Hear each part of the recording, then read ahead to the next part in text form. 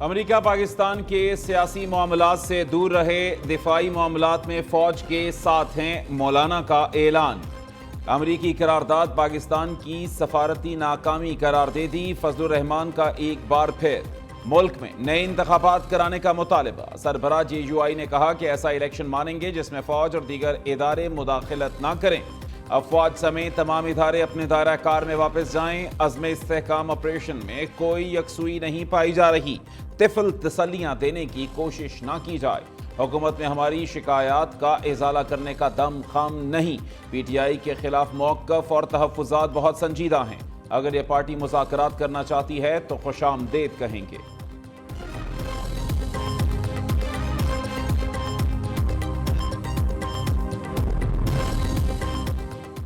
ایک طرف انکار، دوسری جانب اقرار، مولانا سے اتحاد پر سنی اتحاد کونسل کنفیوژن کا شکار۔ صاحبزادہ حامد رضا کی فضل الرحمان سے اتحاد کی مخالفت، ساتھ ہی موقف اختیار کیا۔ تحریک تحفظ آئین پاکستان کی قیادت نے مولانا فضل الرحمان سے اتحاد کیا تو ہم بھی کریں گے۔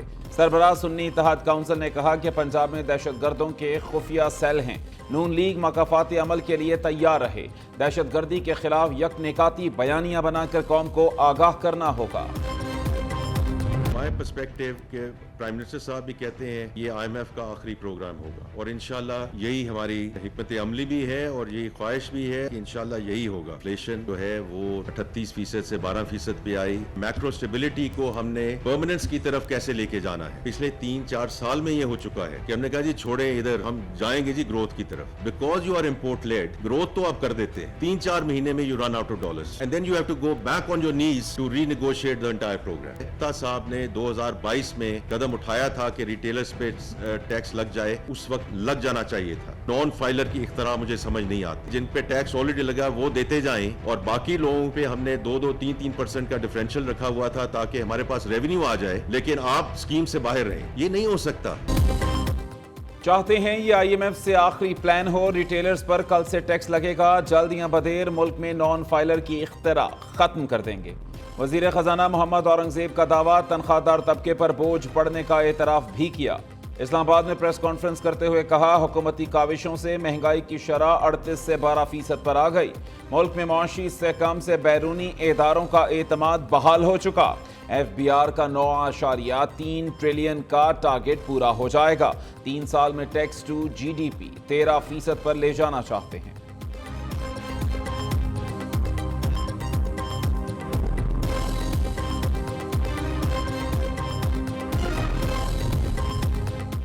صدر مملکت آصف زرداری نے فائنانس ترمیمی بل 2024 کی توثیق کر دی۔ صدر زرداری کے دستخط کے ساتھ بل قانون بن گیا۔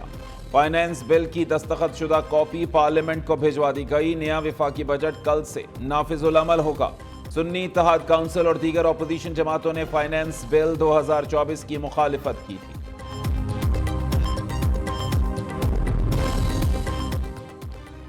وزیر اعلیٰ پنجاب کا عوام کی آسانی کے لیے دستک پروگرام، عوام کو دفاتر کی بجائے گھر بیٹھے تمام سروسز میسر ہوں گی۔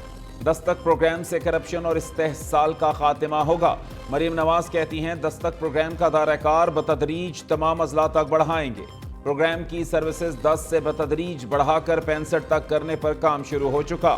پارلیمانی نظام حکومت کے عالمی دن پر پیغام دیا، جمہوریت کی قوت پارلیمانی اداروں کی مضبوطی میں ہے۔ ملکی تاریخ میں پہلی بار پریمیم نمبر پلیٹس کی نیلامی، محکمہ ایکسائز سندھ نے نمبر پلیٹس نیلامی سے 67 کروڑ 54 لاکھ روپے جمع کر لیے۔ کراچی کے شہری نے A1 premium number plate 10 crore میں خریدی۔ شرجیل میمن کا نیلامی کی رقم سیلاب زدگان کو دینے کا اعلان۔ سندھ کے سینئر وزیر نے کہا، صوبائی حکومت سیلاب زدگان کی بہتری کے لیے مسلسل کوشاں ہے۔ پریمیم نمبر پلیٹس کی نیلامی کا دوسرا مرحلہ جلد شروع کیا جائے گا۔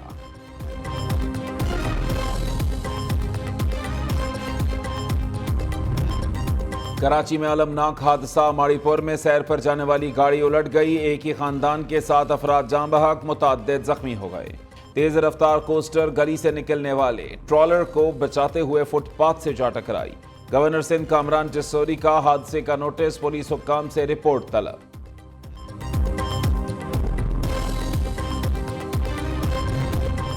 آزاد کشمیر کی راولہ کوٹ ڈسٹرکٹ جیل سے 20 قیدی فرار، پولیس کی فائرنگ سے ایک ملزم ہلاک، دیگر 19 ملزمان کی تلاش کے لیے سرچ آپریشن جاری۔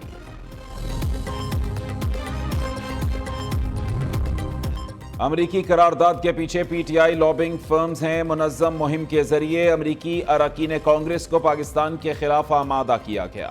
سینیٹر عرفان صدیقی کا الزام، کہا پی ٹی آئی کا اگلا ہدف پاکستان پر معاشی پابندیاں لگوانا ہے۔ امریکی انتخابات سر امیدواروں نے ووٹرز کی حمایت اور چندے کے لیے امیدوار بھاگ دوڑ میں ہیں۔ امریکی کانگریس نے یہ قرارداد منظور کر کے پاکستان کے عوام کے مینڈیٹ کی توہین کی ہے۔ کسی صورت یہ حق حاصل نہیں ہے امریکہ ہو یا کوئی اور ملک کہ وہ پاکستان کے اندرونی معاملات میں مداخلت کرے۔ ایک سیاسی جماعت کا امریکی قرارداد کے خلاف لائی قرارداد کی مخالفت افسوسناک ہے، چیئرمین پاکستان علماء کونسل حافظ طاہر اشرفی کی نیوز کانفرنس، کہا امریکہ ہو یا کوئی اور، کسی کو پاکستان کے اندرونی معاملات میں مداخلت کا حق نہیں۔ امریکی کانگریس کی قرارداد پاکستانی عوام کے مینڈیٹ کی توہین ہے۔ موجودہ لیڈرشپ کے ہوتے بھانی چیئرمین کی رہائی کا کوئی امکان نہیں، فواد چودھری پی ٹی آئی قیادت پر برس پڑے، کہا اس قیادت کے پاس کوئی حکمت عملی نہیں۔ حامد خان اور رؤوف حسن پر تنقید سے دوست روک رہی ہیں، کیا عدالتوں کے ذریعے کبھی سیاسی لوگ رہا ہوئے؟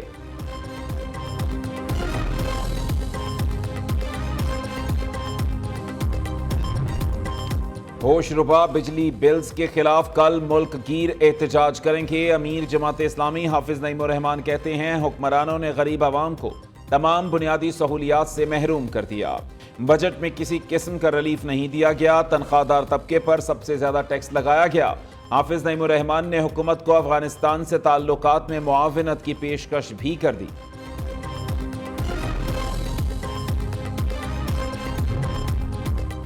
بجٹ کے علاوہ بھی نون لیگ سے اختلافات تھے، پیپلز پارٹی کا منشور مختلف، اس لیے حکومت کا حصہ نہیں بنے، شہلا رضا کی وضاحت۔ وزیر اعلیٰ مریم نواز کو 100 دن کے کاموں پر فوکس کرنے کا مشورہ دے دیا، رہنما پیپلز پارٹی نے الزام عائد کیا، پی ٹی آئی کی خواہش ہے مارشل لاء لگ جائے۔ بتائیں کون شہریوں کے ڈیٹا تک رسائی دیتا ہے؟ لوگوں کی کسی قسم کی سرویلنس غیر قانونی عمل ہے۔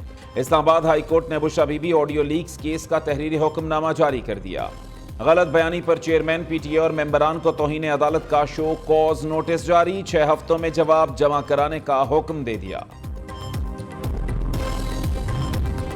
فیصل واڈا اور مصطفیٰ کمال کے خلاف توہین عدالت کارروائی کا نہیں، کہا میرا موقف فیصلوں سے واضح ہے۔ جسٹس اطہر من اللہ نے رجسٹرار سپریم کورٹ کے نام خط لکھ دیا، کہا 2017 سے تضحیک آمیز مہم کا سامنا ہے، کسی کے خلاف توہین عدالت کی کارروائی چلانے کی شکایت نہیں کی۔ قیام امن کے لیے سیکیورٹی فورسز سرگرم، خیبر پختونخوا میں سی ٹی ٹی کی کارروائیوں سے متعلق تفصیلات جاری۔ 6 ماہ کے دوران سیکیورٹی فورسز نے 322 شدت پسندوں کو گرفتار، 124 کو ہلاک کیا۔ گرفتار اور مارے جانے والوں میں 18 انتہائی مطلوب شدت پسند بھی شامل۔ پشاور میں 2 خودکش حملہ آوروں کو گرفتار کر کے مجموعی طور پر 55 دہشت گرد حملوں کو ناکام بنایا گیا۔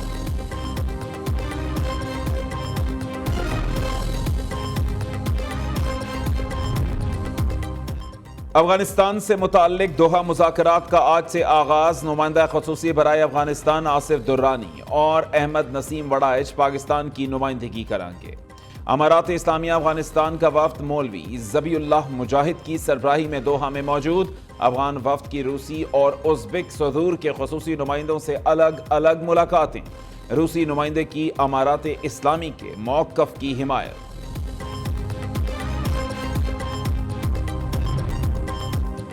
بارشوں کے باوجود سورج کا مزاج برہم، بیشتر علاقوں میں گرمی کی شدت برقرار، نوکنڈی 47 ڈگری کے ساتھ گرم ترین مقام، سبی دادو 45، بھاولپور 44، ڈیرہ غازی خان اور سرگودا کا پارہ 43 ڈگری ریکارڈ، لاہور میں درجہ حرارت 40، کراچی میں 39 ڈگری کو چھو گیا۔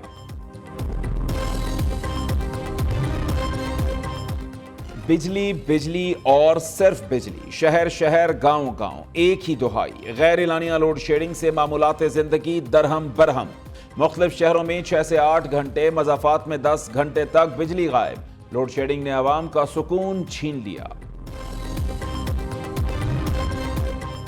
مالی سال 2023-24 میں محکمہ ریلویز کی 88 ارب سے زائد ریکارڈ آمدن، گزشتہ سال کی نسبت 40% زیادہ پیسہ کمایا۔ مسافر ٹرینوں سے 47 ارب، مال گاڑیوں سے 28 ارب روپے کمائے۔ ریلوے، زمینوں اور دیگر ذرائع سے 13 ارب سے زائد ریونیو حاصل ہوا۔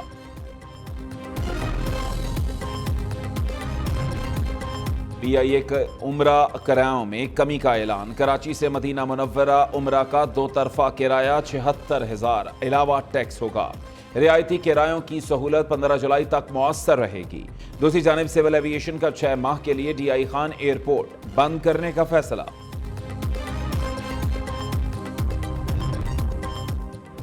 پولیو کیسز میں اضافہ، حکومت کل سے 7 جولائی تک خصوصی انسداد پولیو مہم چلائے گی۔ 95 لاکھ سے زائد بچوں کو پولیو سے بچاؤ کے قطرے پلائے جائیں گے۔ خصوصی پولیو مہم بلوچستان کے 16، خیبر پختونخوا کی 11، سندھ کے 8، پنجاب کے 5 اضلاع اور اسلام آباد میں چلے۔